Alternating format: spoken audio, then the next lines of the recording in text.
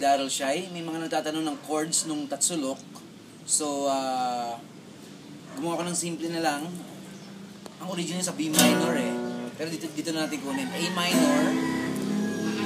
Apat lang naman kailangan nyo eh. A minor, E minor, F, saka G.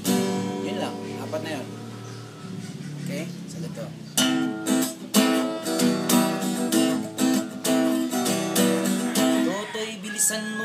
Bilisan mo ang takbo.